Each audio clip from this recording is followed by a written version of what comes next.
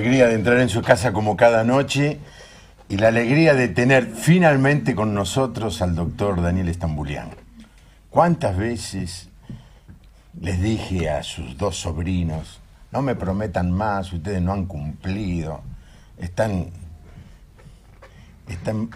en marzo, pero previa se llevaron la de traer al tío. Y bueno, los puse tan mal que hicieron un esfuerzo y me trajeron a quien es tan admirado en la comunidad científica y en todo el país, uno de los infectólogos más prestigiosos del continente, y es un lujo tenerlo a Daniel con nosotros. ¿Qué tal, Daniel? Bienvenido. Gracias, ¿qué tal? ¿Cómo le va? ¿Bien? Bien, bien. Usted es el culpable de que estos dos caballeros sean médicos. Puede ser. Porque el padre era pastor. Tendrá otras culpas el padre de que alguno de ellos sea pastor. Pero usted es el tío que los empujó a la medicina. Es muy probable. Usted sabe que nunca me voy a olvidar cuando mi hijo me preguntaba una vez en una comida por qué yo había hecho medicina. Sí. Entonces más o menos yo le referí y le conté. Y ahí fue cuando te equivocaste, dice. No se equivocó. Damos fe que el doctor Stambulian ha sido y es una bendición para el mundo científico y para todos los pacientes que acceden a ser atendidos por él. Creo que también los sobrinos, vamos, digamos, no los quiero maltratar, no son mis amigos y han hecho el esfuerzo de traerlo. Mire que lo invitamos mucho, ¿no? Sí. Hasta el portero de su edificio lo ha invitado. ¿Es así o no? Sí, pero vamos a frecuentarlo.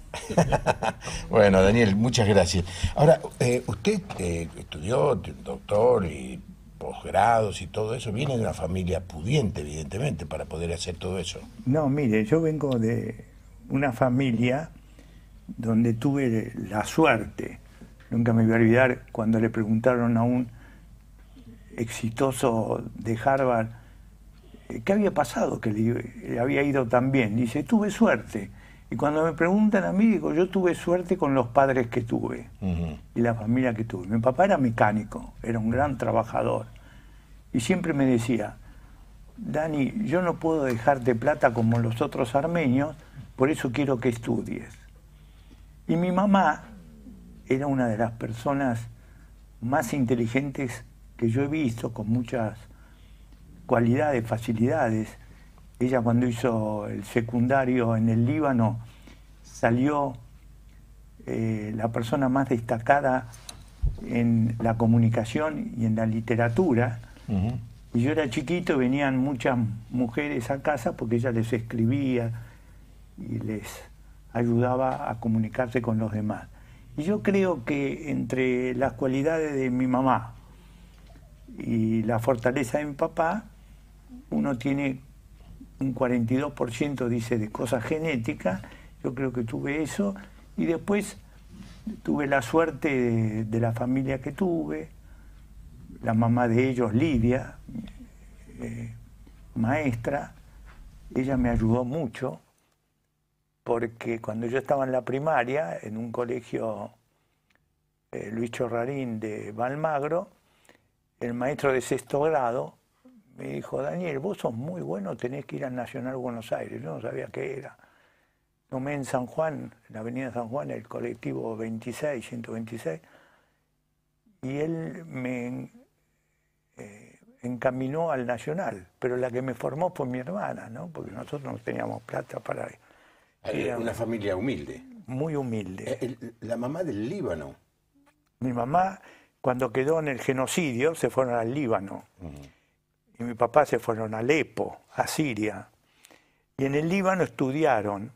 Y mi mamá tenía gran facilidad con los idiomas, hablaba 4 idiomas, tocaba muy bien la música, en la iglesia tocaba el armón, el piano, la flauta, y hablaba muchos idiomas. Entonces yo tuve la suerte de los padres que tuve.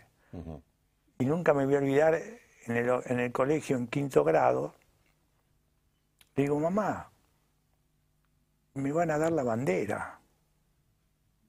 Entonces ella toda preocupada, y dice, ¿qué zapato te vas a poner?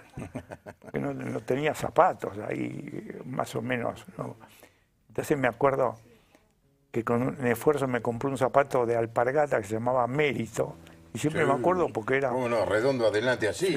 Y siempre me acuerdo porque era un zapato que me quedaba chico. Ay, ay, ay.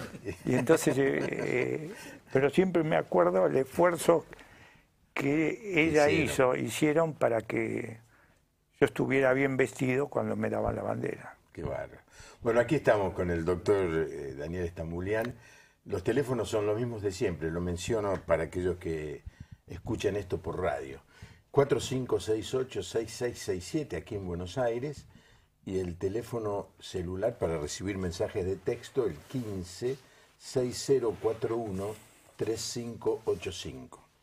Yo sé que todo el mundo conoce al doctor Stambulián como infectólogo, una de las personalidades más prestigiosas de la medicina en la Argentina, pero no vamos a hacer un programa alrededor de la medicina. No empecemos a preguntar qué vacuna va para los viejitos, ese tipo de cosas, no, digamos. Vamos a hablar de él, de su historia, de su vida y de todo lo que ha podido hacer para la humanidad y está haciendo. Ya vamos a tener otros médicos, alumnos del doctor, que nos pueden contestar esas preguntas. Quizá algún día, si tiene ganas, nos largamos a hacer un programa de ese tipo, pero queremos rescatar más hoy lo humano que lo científico, ¿no? Usted nació acá, ¿no, Daniel? Sí, yo nací acá, en la Argentina, y me recibí de médico. Y si usted me dice cuál es una de las actividades que más disfruté, apenas terminé mi residencia en pediatría en el Hospital de Clínica, es decir, salí especialista de niños, me fui a trabajar a zonas rurales, en Ledesma, en Jujuy. Ah, mire usted. Entonces fuimos a Ledesma con CEMIC. Ajá, fuimos. ¿Qué significa eso? Y que nosotros allí fuimos varios médicos, yo como pediatra, otros como cirujanos, otros como ginecólogos. ¿De qué año estamos hablando? En la década del 60, 64, 67. Ajá, sí. Y entonces cuando fui, en una población de 10.000 habitantes, se morían 2 chicos por día. Ay. De diarrea. Y entonces nos dimos cuenta que se morían porque le daban mate cocido, no le daban alimentos. Y entonces nos dedicamos 6 meses a enseñarles a reemplazar el mate por la leche. La ley azucarera da derecho a los chicos menores de 1 año que reciban 500 gramos de leche por día. Y nunca me voy a olvidar cómo a los 6 meses que terminamos ese primer ciclo, en vez de morirse 2 chicos por día, se morían 2 por mes. Nada más que haciendo alguna... Sí, sí. Usted abandonó la pediatría, digo, la dejó a un costado y se dedicó a las enfermedades infecciosas. ¿Por qué? Porque a mí me gustaba mucho, desde el punto de vista médico, todo lo que se podía resolver. Y cuando estuve en esa zona rural, veíamos enfermedades como el tétano, las varicelas complicadas, las infecciones. Y en las infecciones lo que uno ve, que uno trabaja y en general, si actúa bien, consigue resultados fantásticos. Yo no podría ser oncólogo, ¿me entiende? Sí. O neurólogo, es decir, enfermedades crónicas, sino enfermedades que pueden ser muy agudas, pero que pueden tener, con la intervención de uno, un buen resultado. Me gustó mucho la infectología y en Buenos Aires gané una beca de la Universidad de Buenos Aires y me fui a Estados Unidos. Uh-huh. Y creo que una de las cosas que más me ayudaron en mi vida, haberme formado en Los Ángeles, en Estados Unidos, y después volví. Y al volver traté de replicar lo que había aprendido. Uh-huh. Y 2 cosas fueron muy importantes que aprendí allá en Estados Unidos. Una, hacer grupos de trabajo. Si usted tiene una idea y la quiere plasmar, es muy interesante e importante hacer grupos de trabajo. Y con los grupos de trabajo llevamos adelante un trabajo muy importante en la Argentina, replicando lo que habíamos aprendido. Y la segunda cosa, trabajar con los jóvenes. Usted sabe una cosa que a mí siempre... Porque en esa época usted era joven. Sí. Lo sigue siendo, digamos. No, pero una de las cosas que más me impactó en Estados Unidos es la importancia que le dan a detectar en los jóvenes sus habilidades, trabajarlas para que crezca. Y entonces a mí me gustó mucho esa idea. Y entonces me dediqué mucho a formar gente. Y si usted me dice que hice lo mejor que hice en mi vida es educar a profesionales de la salud, y hoy hay más de 100 infectólogos formados por nosotros que realmente son mucho mejores que yo. Bueno, suele suceder que los alumnos superan al profesor, sí, es verdad. Ahora, eso fue después de la década del 60, la década del 70. En la década del 70. Ah, ¿viste? Y ahí aprendí otra Vivía en cosa. Pasadena, me imagino. Sí, en Estados Estaban Unidos. todos los armenios ahí en Pasadena, están. Sí. Y cuando volví, me fui al Posadas. ¿Vio el Hospital Posadas? Sí, acá en Casero, sí. En 3 de febrero. Sí, en Aedo. Y ahí tuve una situación muy difícil. Porque el 2 de diciembre de 1976 voy al hospital y me dicen que un médico mío, el doctor Reutemann, que era uno de los mejores que yo tenía, lo habían... Había desaparecido. Y entonces yo traté de, tenía 2 nenitas, hablar al director, ¿no? Y el director me dijo que yo parecía que era de ellos, pero no era de ellos. Ese hombre no apareció nunca más. Y ¿se acuerda del general Bussi? Sí. Yo lo atendí al hijo, que estaba muy mal. Y anduvo muy bien. Y él me ayudó mucho porque me dijo que me vaya del hospital. Y me fui del hospital porque mi vida corría peligro también. Y fue una época muy difícil, pero aprendí algo. Que en la vida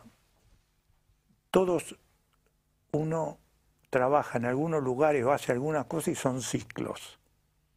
Y los ciclos en la Argentina son muy cortos.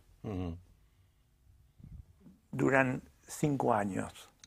Usted va a la primaria, 5 años. A la secundaria, 5 años. A la facultad, 5 años. Y cuando trabaja, muchas veces tiene ciclos que son cortos. Pero ahí aprendí de Estados Unidos de que para dar que esos ciclos fuesen más largos hay que hacer una fundación. Es decir, usted tiene que juntar recursos y no depender ni del Estado ni de los privados. Hicimos la fundación del Centro de Estudios Infectológicos y a través de la fundación trabajamos mucho en la Argentina y en los países emergentes. Vamos a hablar de eso. Pero me gustaría quedarme en la etapa esa de lo que aprendió en Estados Unidos. Estoy pensando que en esa época yo viajé a Estados Unidos por primera vez en el año 75. Claro, Estados Unidos ha cambiado mucho, pero al volver usted trajo esas ideas. La pregunta es, ¿fue fácil implementarlas o se encontró con una gran resistencia al cambio cultural? No, porque ¿sabe qué? Uno cuando quiere replicar algo, tiene que replicar los modelos. Es más difícil, lo decía la gente de Bill Gates, con quien yo trabajo.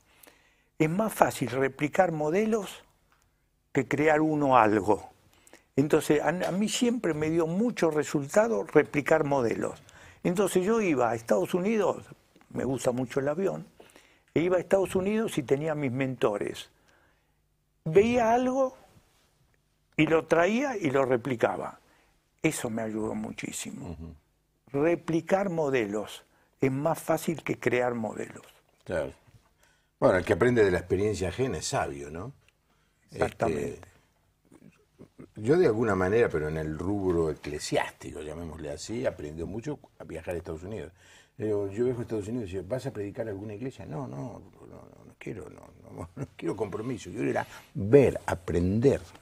Y cuando estaba en Los Ángeles, yo visitaba diversos modelos de iglesia.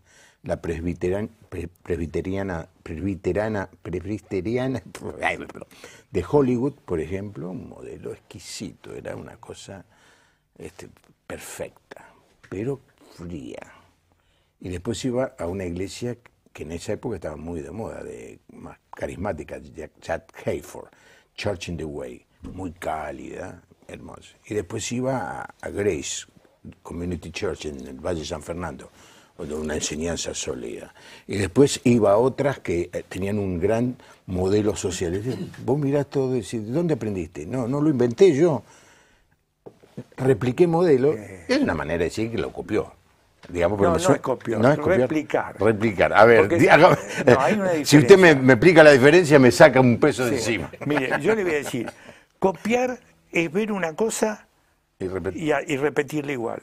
Eso no funciona. No funciona. Uno ve y la tiene que replicar con las circunstancias y escenarios donde le toque replicarla. Claro. Y entonces, eso no es copiar, es crear con un modelo y ponerle el escenario donde le toque actuar. Claro, pero usted empezó a promocionar el trabajo con los jóvenes, siendo usted joven.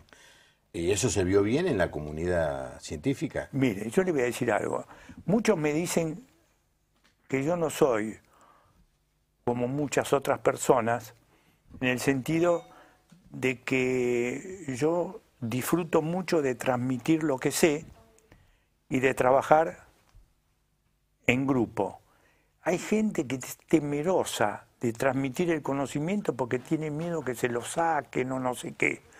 Yo nunca recuerdo en mi vida haber tenido una sensación de celo o envidia de otro colega que haya sido igual o mejor que yo. Y nunca he sentido más satisfacción que transmitir lo que sé. Sí, verdad. Compartir lo que uno sabe. Bueno, el tener miedo a la competencia o a que uno lo supere es una señal de debilidad, ¿no es cierto? Cuando uno está seguro de lo que sabe, lo que cree, lo que hace, lo natural es eso, tener total libertad. Pero hay mucha mezquindad que es resultado del temor, me parece, ¿no?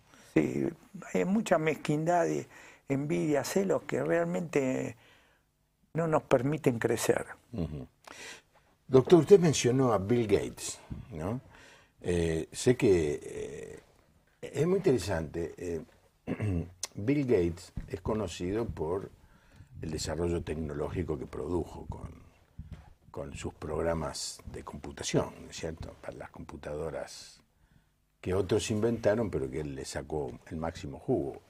Es conocido también por ser un multimillonario. La plata que hizo, es decir, no hay cero que alcance, ¿no? Pero también, y es muy interesante, es conocido porque en un momento en su vida paró de hacer plata, aunque las empresas de él deben seguir produciendo, y se dedicó a hacer, a tener programas de ayuda a la comunidad, a la sociedad.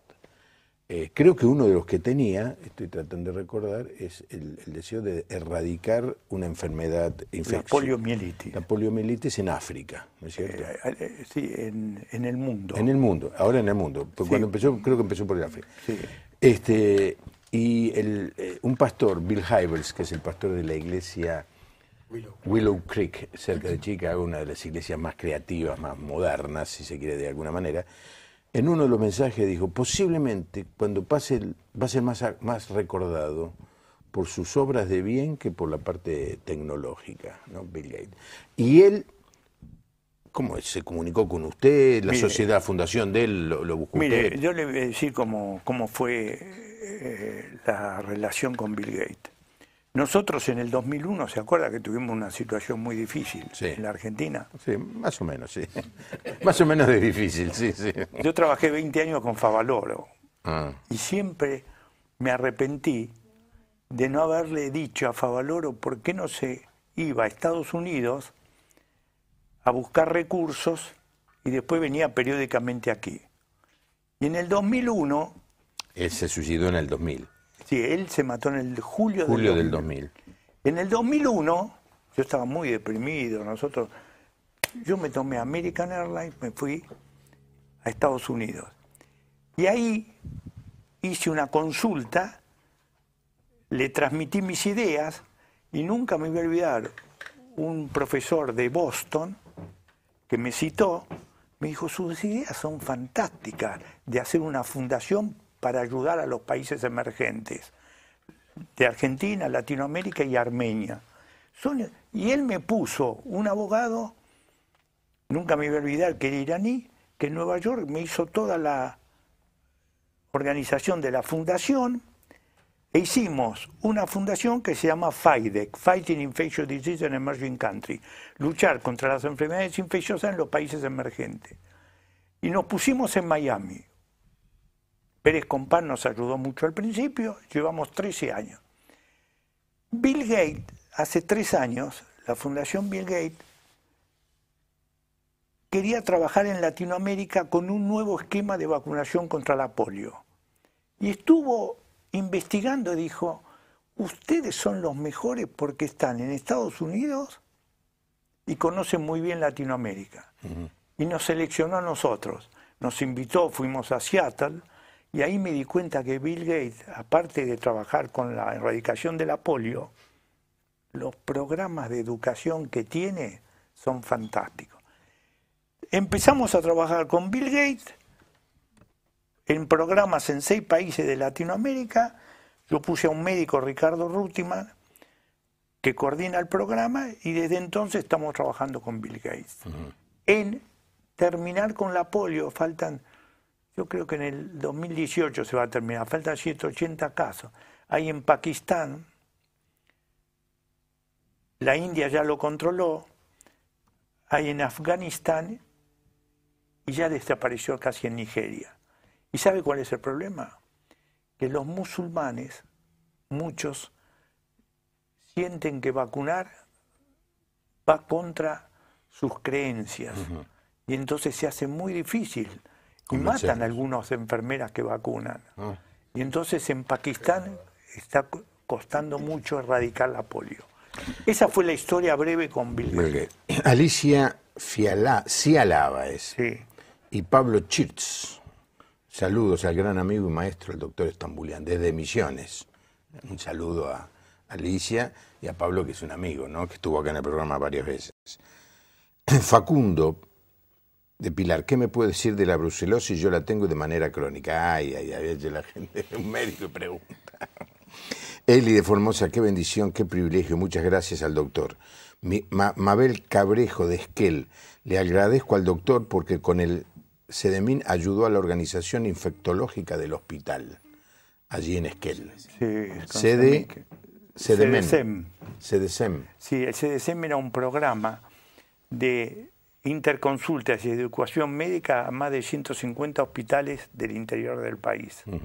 Nosotros trabajamos presencialmente y también por mail. Entonces nos hacían las consultas y nosotros les respondíamos.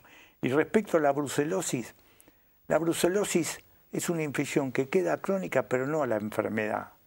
La enfermedad se controla. No hay que preocuparse si uno sigue con el test positivo, sin síntomas, porque es como la tuberculosis, que muchas veces uno la tuvo, queda con la infección pasada, pero no activa. Ahí está. Bueno, sonamos ahora, ¿eh? Sonamos porque si contestó uno va a tener que contestar. Daniel Simek y esposa e hija en el Chaco están viendo el programa, nos saludan. Graciela de Ojo del Agua, Santiago del Estero. Hermoso el testimonio, los felicito. Bueno, pero también usted ha sido premiado por uno de los hombres más ricos del mundo, que es Slim, ¿no es cierto? El dueño, entre otras cosas, de Claro. Así que hablemos bien de Claro, porque la fibra óptica que lleva la señal a Rosario la puso Claro. Está claro, ¿no? No tengo nada con el señor Slim.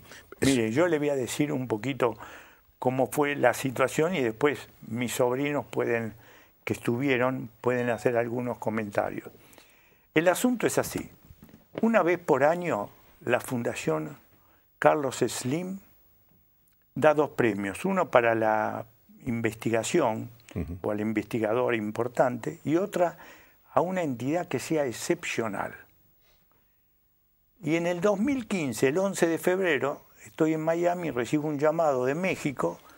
Me dice, ¿usted es el doctor Stambulian? Sí. Mire, le habla fulano de tal de la Fundación Carlos Slim. Quería decirle que usted y su fundación, FUNSEI, fueron elegidas, fueron premiadas como la institución excepcional del 2015. ¿Este Entonces, año? Este año. El 18 de junio fuimos, recibimos el premio. ¿Ustedes se colaron? No. Para esa vez no. Seguimos por internet. Pero nosotros fuimos, llevamos a la gente nuestra que había trabajado, a mi hermana que trabaja mucho, Cristina, en todo lo que sea educación a la comunidad, y realmente quedé impactado de todo lo que la Fundación Carlos Slim hace. Aparte de tener la mitad de México, aparte de eso, trabajan mucho ayudando a la comunidad.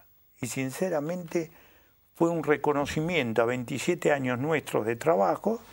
Y otra vez, cuando uno hace cosas que sean importantes, es muy lindo cuando recibe un reconocimiento. Sí. ¿Sabe por qué? Porque el reconocimiento es un desafío para seguir trabajando. Claro, sí. Claro, pues son nombres grandes, ¿eh? Bill Gates, Slim, son nombres de estos que uno menciona una vez cada tanto.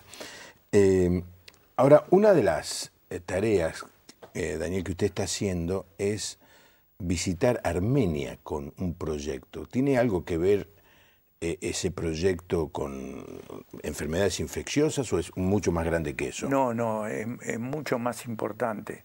En el 1998 yo fui invitado como representante del Ministerio de Salud Pública para acompañar al presidente de ese momento, que era Menem, a visitar Rusia, Armenia y Ucrania.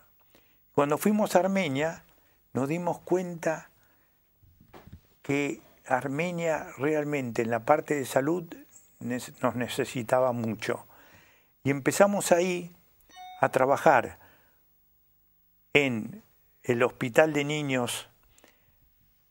Y después, una de las cosas interesantes e importantes es tratar de motivar a las personas armenias que tienen plata, que le ha ido bien, para que ellos... Acá, en la Argentina. En la Argentina, para que nos ayuden. Sí. Y se hicieron un equipo de 12 discípulos, digo yo. Porque son 12 personas que todos los años colaboran para hacer cosas. Y nunca me voy a olvidar, uno de ellos, que falleció hace poco, Armen Exercician, que ayudó mucho al hospital de niños para que tuviesen incubadoras y los chicos menores de 2 kilos pudieran tener las facilidades de poder salvarse y vivir.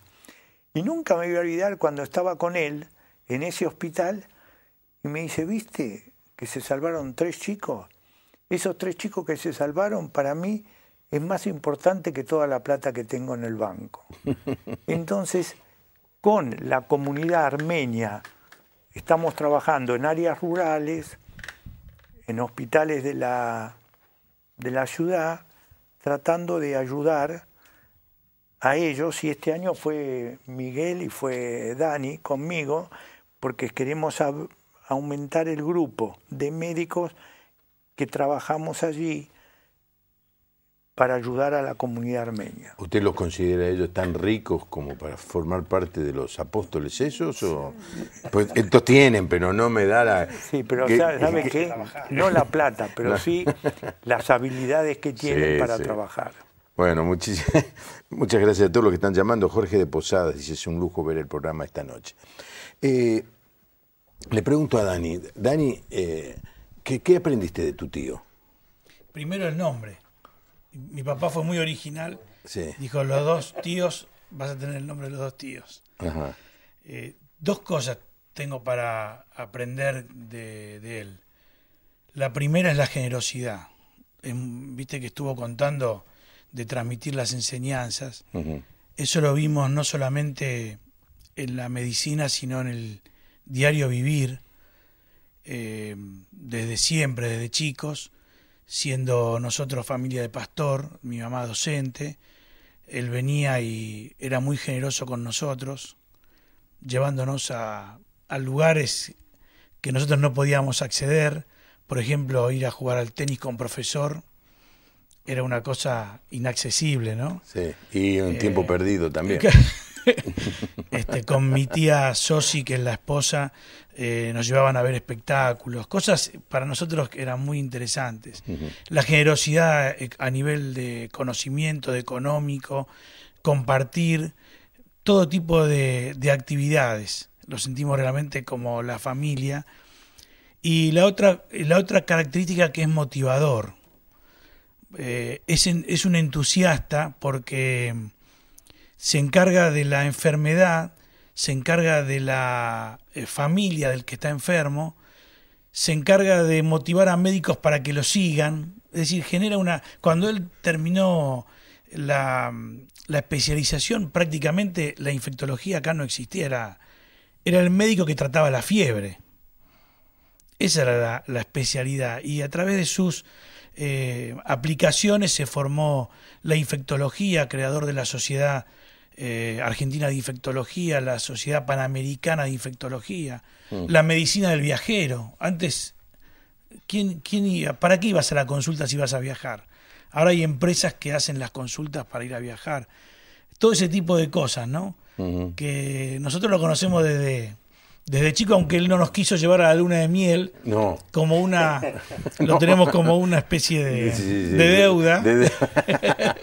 Pero sí, la verdad que disfrutamos mucho la familiaridad con él. Pasarle el micrófono a Miguel. Hace un par de años todos estuvimos muy preocupados por la salud de Miguel Equisián, el doctor en psiquiatría que siempre viene al programa, es uno de los invitados más frecuentes. Cuando no tengo a quien invitar, bueno, lo invito a él, que es muy bueno también, ¿no?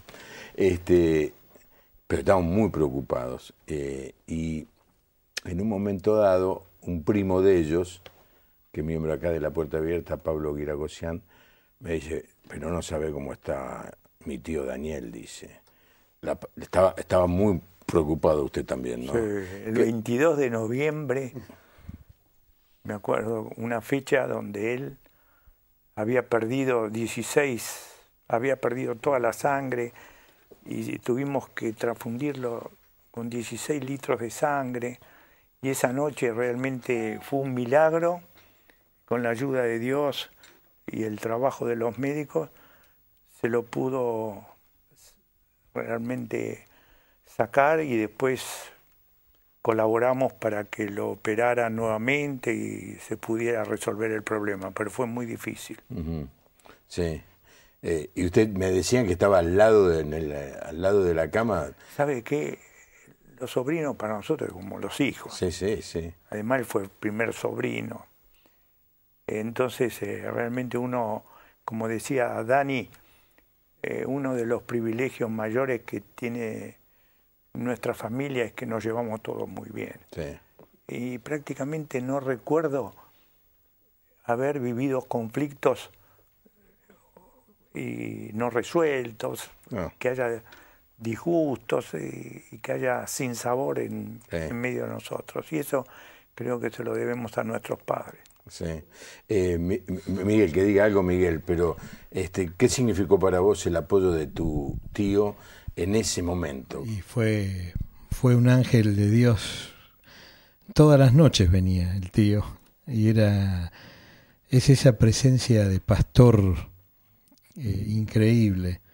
Incluso yo le decía, tío, andá ya que es de noche. Dice, no, termina el partido y o sea, todo como para que uno no se sienta mal. Cualquier cosa venía bien para... Ahora, los médicos donde vos estaban, cuando llegaba él. ¿Qué sé? Porque, como decir, están en un... jugando un partido soltero contra casado y llega Messi, digamos. Fueron 25 días de terapia intensiva. Claro. Y lo previo, lo posterior. No, qué decir, ¿no? Ahora, yo tengo 2 anécdotas chiquitas. Dani me sacó lo de la generosidad, que lo hemos aprendido en nuestros mayores, y el tío era el que nos acercaba también a ellos. Todos los domingos nos reuníamos después de ir a la iglesia y nos juntábamos en familia, ¿no? En la casa de la abuela Ana, con mis primos y todo eso. Pero era verlo responsable y coherente, ¿no? Era llevar el corticoide en el coche a todos lados, un día entrar y uno de nuestros tíos hizo un cuadro alérgico y era verlo cómo llegó justo y le dio eso en vena y se mejoró el otro tío. Uh-huh. Yo me acuerdo cuando yo ya era médico y tenía este llamado pastoral, la carga pastoral, y me gustaba psiquiatría, y con él empecé a trabajar yo en el laboratorio, como cadete primero, en fin. Y ya trabajando con los médicos, a mí me gustaba la parte clínica, no la quirúrgica, como a mi hermano Daniel. Y yo sentía que todo eso me gustaba. Ahora, ¿cómo le voy a decir a mi tío que yo voy a hacer psiquiatría? Era tener miedo que me digan, todos me decían, vos estás loco con tu tío así. Y yo digo, pero a mí me gusta esto y tengo este llamado pastoral también. Y yo me acuerdo cuando fui al donde él estaba y con miedo, ¿no? Tío, mirá, a mí me está gustando esto. Y me quedé impresionado con la respuesta. Yo no sé si te acordás, tío, pero me dijo, Miguel, tu alegría va a ser mi alegría. Y donde Dios te ponga para servir, y aparte ya nos vamos a encontrar sirviendo. Uh-huh.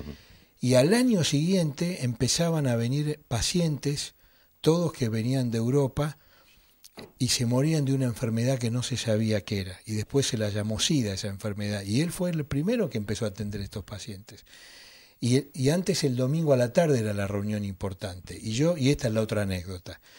Yo estaba sentado en el asiento de atrás de la iglesia y llegó el tío. Y se sentó, y uno de los que iba a hablar dijo, bueno, voy a hablar de Noé. Y vos, tío, me dijiste, mirá, Miguel, Noé fue valiente, tuvo fe, se burlaron, pero él hizo lo que Dios quería. Ven y acompáñame. Como diciendo, ya sé lo que va a hablar. Y nos fuimos con el coche a Lugano 1 y 2, a un lugar donde yo dije, tío, ¿a dónde vamos? Dice, hay un muchacho que se está muriendo, vamos a saludarlo. Y golpeó la puerta del departamento de esos monoblocks y se nota que no esperaban a nadie porque hubo ruido y la señora mayor dijo, doctor, usted acá quiere tomar algo, un poquito de soda. Y me impresionó verte saludar con un beso y abrazar a un muchacho que era piel y hueso. Y entonces son esas cosas que uno no se olvida más, ¿no? Nunca más. Y son un ejemplo porque uno las ve en los mayores, y es esa teología práctica, ese cristianismo práctico que a mí me ayudó a compensar mucho en mi cabeza, ¿no? Con la otra teología que recibía. Así que bueno. Delia, enfermera de Sáenz Peña, el jueves pasado tuvimos un curso de capacitación con bibliografía del doctor. Mire usted, alguno de los libros, dice, es un lujo el programa, bendiciones. Esther también de Buenos Aires. Bueno, nos felicita, excelente la obra del doctor. Para terminar lo de Miguel, lo pasó mal, ¿no? Sí, estuvo realmente... No, usted. Ah, sí, ¿sabe qué pasa? A mí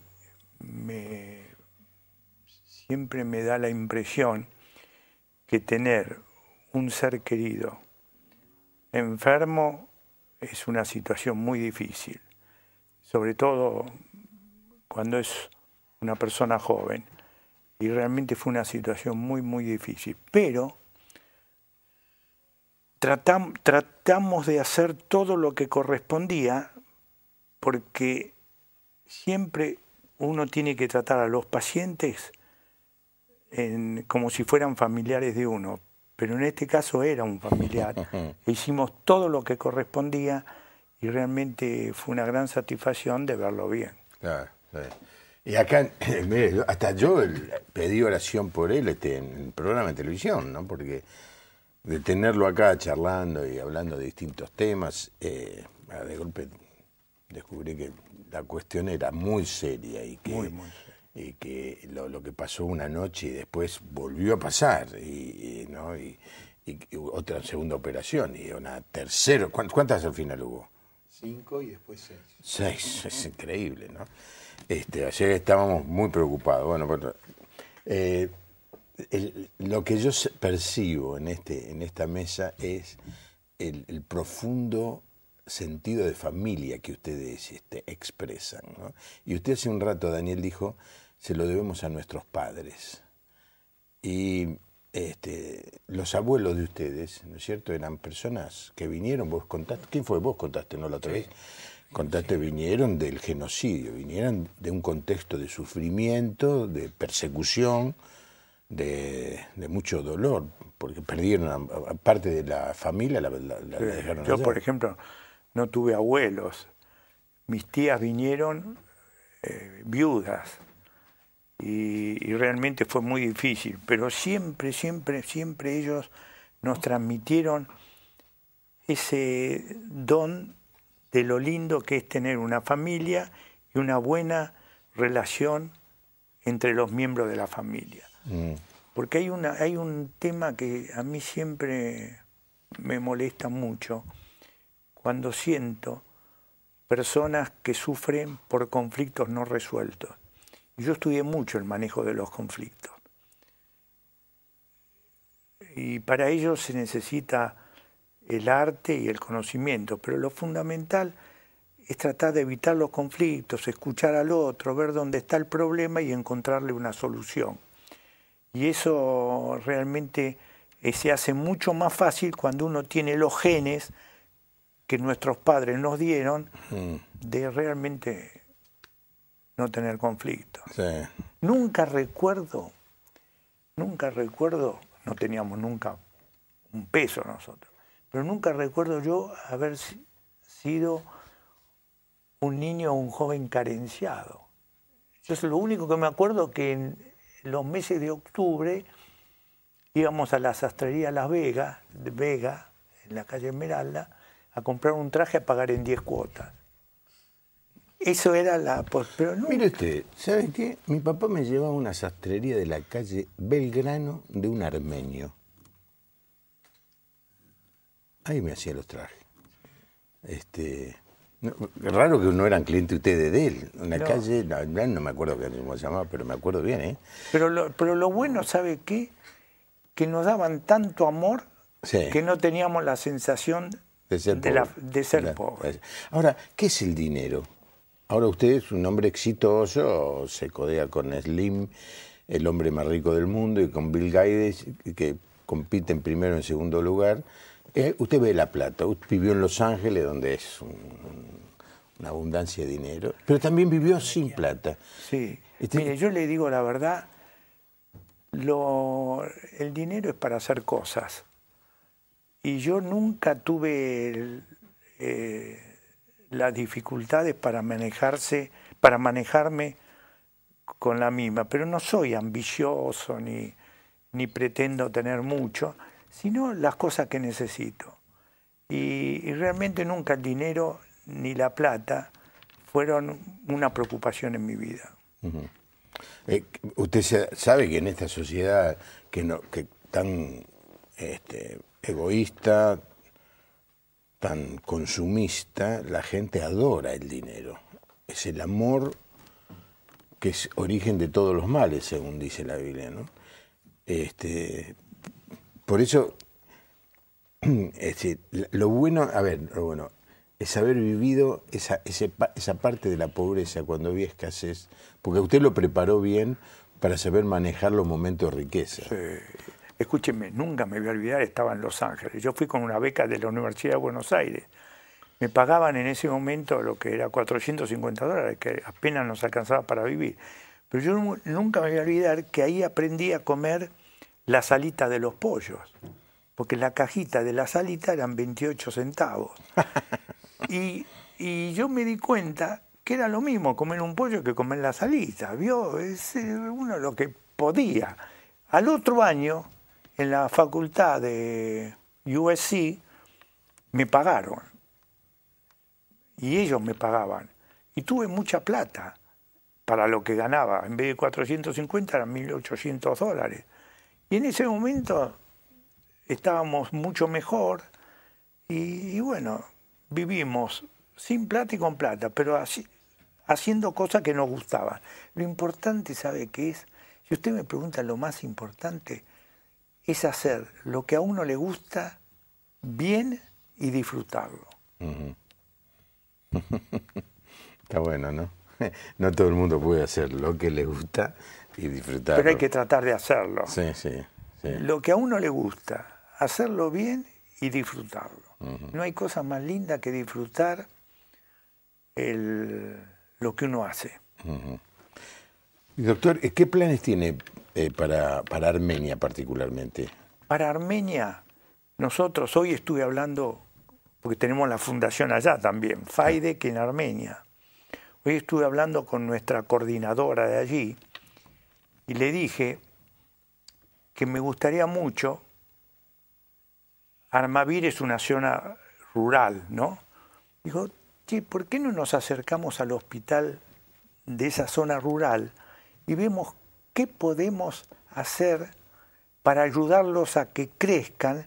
Porque vi que no tienen una buena cardiología, que no tienen una buena manejo de las urgencias, es decir, ver las necesidades y encontrar una respuesta. Y eso lo hacemos porque tenemos médicos allí que realmente son muy útiles y tratamos de ayudarlo. Y Eduardo Urnequiano, que es una persona muy importante porque hizo los aeropuertos, hizo el aeropuerto de Armenia, pero también hizo unos viñedos. Allá. Sí. Y fabrica miles de botellas de vino por mes. A 2 millones va a llegar. Que ya va a llegar a 2 millones. ¿Y sabe lo que me dijo? Daniel, yo a la gente le doy trabajo, vos dale salud. Y nos contrató a nosotros para que a los 500 trabajadores del área rural lo ayudemos a que tengan salud. Entonces esa es la combinación que hacemos. Qué bueno, qué bueno. Hay tanto para hacer, hay tanta necesidad en el mundo. Me voy a meter un poquito en la medicina. El SIDA ya está casi controlado, ¿no? Mire, es una pregunta muy interesante e importante. Si usted me dice, ¿se va a curar el SIDA? ¿Va a salir una vacuna? Por ahora no. Pero lo que hoy se puede hacer con el SIDA es, si uno detecta una persona que está infectada, lo trata. Si no tiene recursos, se lo paga el Estado. Si no, la obra social la prepaga. Y la persona que recibe el tratamiento, se elimina el virus que circula y no contagia más. Inclusive, hay parejas discordantes que pueden tener chicos. En San Francisco, en la década del 80, era la ciudad que más SIDA tenía. Hoy hay un programa que dice San Francisco SIDA cero. No vamos a tener más SIDA. ¿Cómo? Detectan a los que son positivos, le hacen el test, le dan el tratamiento y deja de contagiar. Y esto en la Argentina se traduce, que nosotros tenemos todavía como 150.000 pacientes, pero hay 30% que no saben que sí son positivos. Entonces el mensaje es, si usted cree que puede haber tenido algunas relaciones de riesgo, hágase el test. Porque haciendo el test tiene 2 ventajas. Primero, tratamiento que lo controla. Y segundo, deja de contagiar. Lo del SIDA es un tema evidentemente ya muy caminado, pero aparece ahora otro, es el del ébola, que no tengo la menor idea qué es. El ébola es una fiebre hemorrágica. ¿Se acuerda la fiebre hemorrágica de Junín? En la década del 70, nosotros teníamos fiebre hemorrágica, es decir, pacientes que trabajaban en el campo que hacían hemorragia. Tanto es así que se hizo una vacuna que hoy está presente y se da. El ébola es una fiebre hemorrágica muy severa que afectó a países muy carenciados.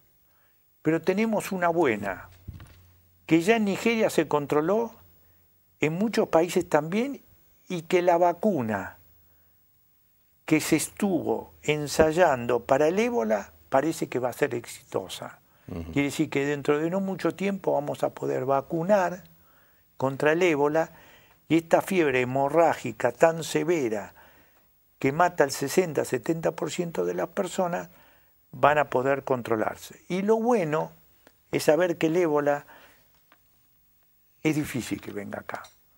Porque uno, cuando sale de allí, si no está enfermo no contagia. No es como la gripe, que usted contagia en el avión porque está con la gripe pero incubándola. La única forma de contagiar el ébola es estando enfermo. Si no está enfermo, no contagia.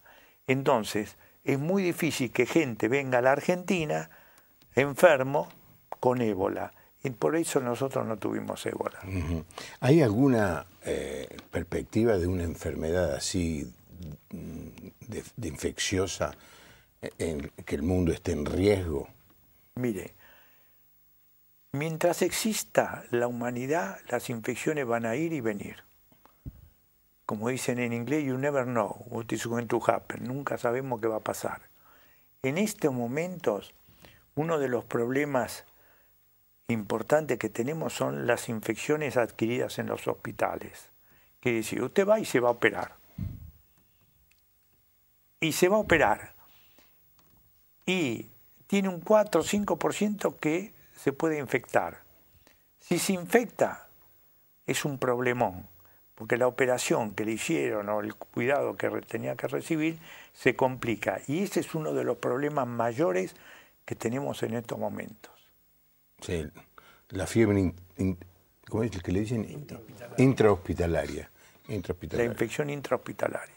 La infección, sí. Tal es así que en muchos casos dice, mire, mejor váyase. Sí, pero ¿sabe qué? Tendría que estar 2 o 3 días más, pero váyase antes de que se enfermen. Sí.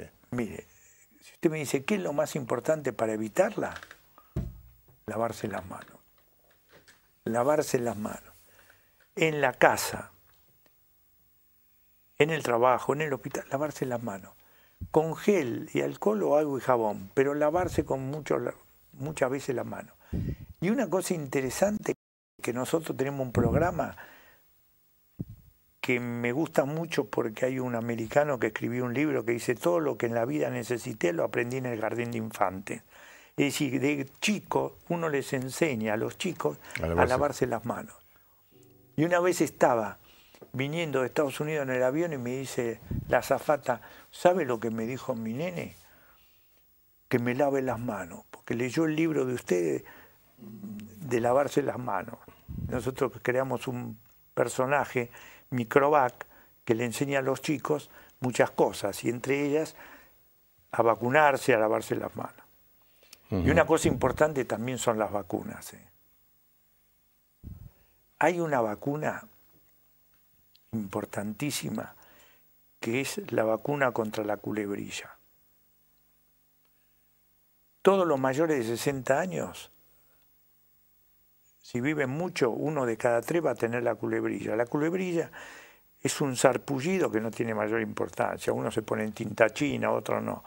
Pero la inflamación de los nervios le da lo que se llama un dolor tremendo, que es la neuralgia posherpética. Y desde el año pasado tenemos la vacuna en nuestro medio. Qué bueno.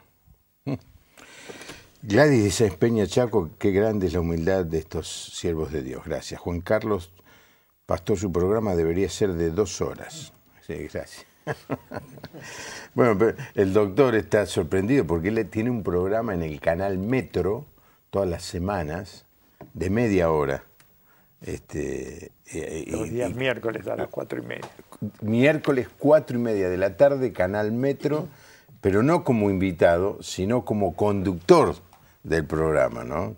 Como coordinador. Coordinador. Y usted pregunta a los médicos que van. Sí, siempre los llevamos Pero, ¿tiene un piano así como este para hacerlo cantar? No, pero es muy lindo eso, hacerlo cantar. Si yo le digo, ¿cuál es la canción de la iglesia que usted más recuerda? Que a veces cuando está en la noche sin poder dormir le viene a la mente. ¿Cuál es? Mire, mis padres en armenio cantaban algunas canciones que a uno les quedaba, pero realmente no tengo mucho oído, entonces para recordar. Bueno. No así la nieta, ¿no? Que sabe violín, vive en Miami. Ajá. Agarra el micrófono. Emily es la nieta de parte de Roxana, la hija. Sí. Y Emily toca el violín, que es impresionante, y cómo estudia y bueno, tiene. Y también los otros hermanitos, están todos. Doctor, ha sido un privilegio muy grande tenerlo esta noche con nosotros. No, por favor, primero que los felicito porque sé que lo hace con mucho placer. Trato de hacer esas tres cosas: hacer lo que me gusta, hacerlo bien y hacerlo con placer. Y hacerlo con disfrutarlo. Placer. Definitivamente. Si no, no haría 11 años que hago esto, ¿no? Sí, por eso. Lo hago. Así que lo felicito y nos vamos a ver periódicamente. ¿Seguro? Bueno, ya está, ¿eh? La primera era difícil, después ahora tengo a los dos tíos, a los dos sobrinos, como tábanos sobre el cuello, y el portero del edificio del doctor Daniel Stambulian es miembro de nuestra iglesia, así que también le ha acercado alguna cosa. Y bueno, finalmente se dio. Muchísimas gracias. No, gracias a usted. Usted sabe que hablando de estos hombres que sirven tanto, estoy con la mente llena de William Morris. Pues mañana voy a dar una charla con motivo del 90 aniversario de la creación del Hogar El Alba. Mi mamá hablaba mucho de William. Sí, su mamá. ¿Lo llegó a conocer, quizá? ¿Sí? Yo no, pero ella no, sí. Sí, claro. No. Murió en el año 32 en Inglaterra, ¿no? Pero ella hablaba mucho de William Morris. Es increíble. Pobre, porque yo pensaba que como era inglés era rico, ¿no? Era pobre, trabajó en el campo hasta los 22 años de peón de campo, vino a Buenos Aires. Pero de que tenía 38 años hasta 48 años, levantó 14 escuelas y llegó después a administrar 32. Y en medio de todo eso creó el Hogar El Alba. Grandes hombres de Dios. Y ¿sabe qué? Lo pongo en la lista de esos hombres. No por el conocimiento científico que cualquiera lo puede adquirir, sino por la actitud de servicio que hoy usted nos regaló. No, muchas gracias, por favor.